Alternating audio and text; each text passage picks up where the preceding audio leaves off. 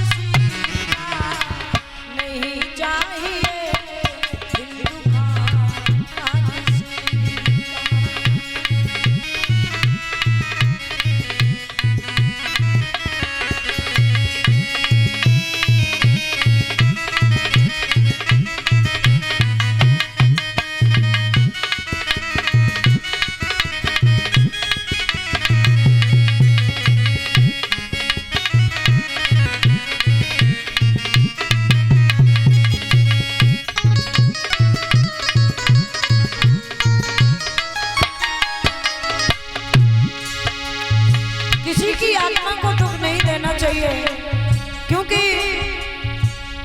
किसी को तुम रुलाओगे रुलाए तुम भी जाओगे, और किसी को तुम सताओगे तो सताए तुम भी जाओगे। ये दुनिया में कभी अपने घमंड में आकर के, चाहे घमंड दौलत का हो शोहरत का हो, किसी गरीब को नहीं सताना चाहिए। क्योंकि विद्वान कह रहे हैं निर्बल को न सताइए, जाकी मोटी है मुई खाल की श्वास संसार भस्म हो जाए। गरीब की है बुरी होती है, कभी गरीब को मत सताना, क्योंकि मिलेगा वही जो मुकद्दर में लिखा, मिलेगा वही जो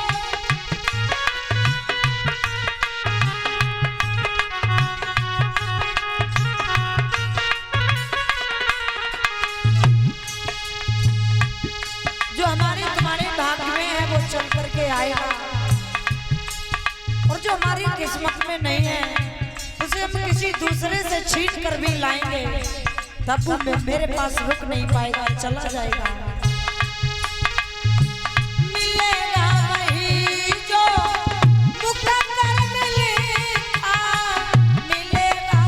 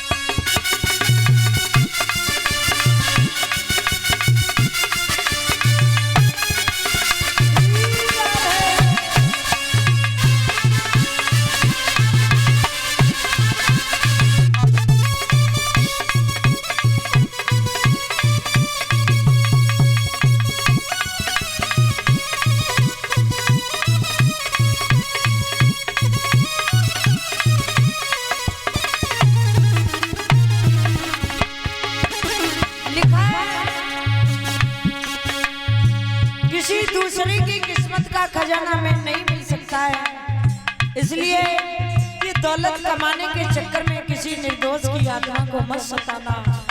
और आगे लिखा है दुनिया वालों से बहाना चल जाएगा, लेकिन एक दिन सच्चाई की अच्छाई की याद आएगी। कब? जब हम और आप यहाँ से जाएंगे तब क्या ध्यान आएगा।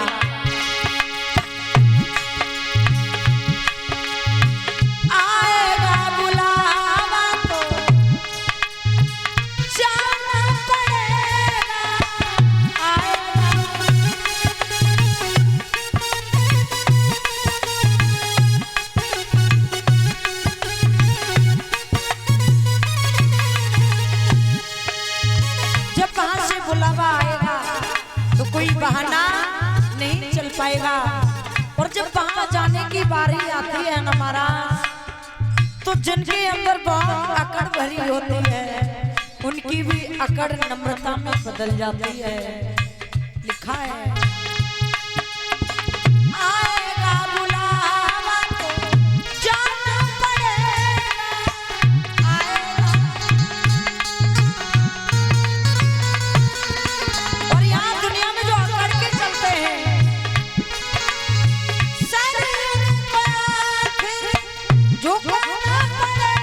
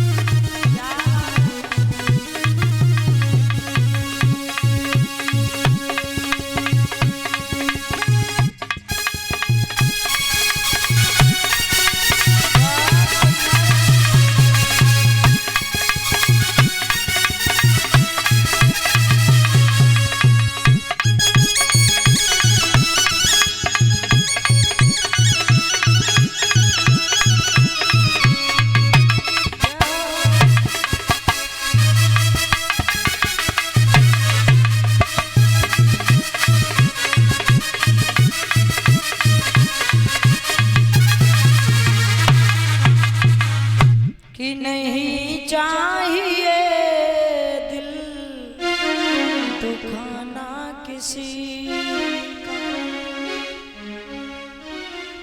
सदा ना रहा है सदा ना रहेगा भैया जमाना किसी का, नहीं चाहिए दिल दुखाना किसी का। ये जमाना बदलता रहता है, ये जमाना महाराज एक जैसा किसी का नहीं रहता है।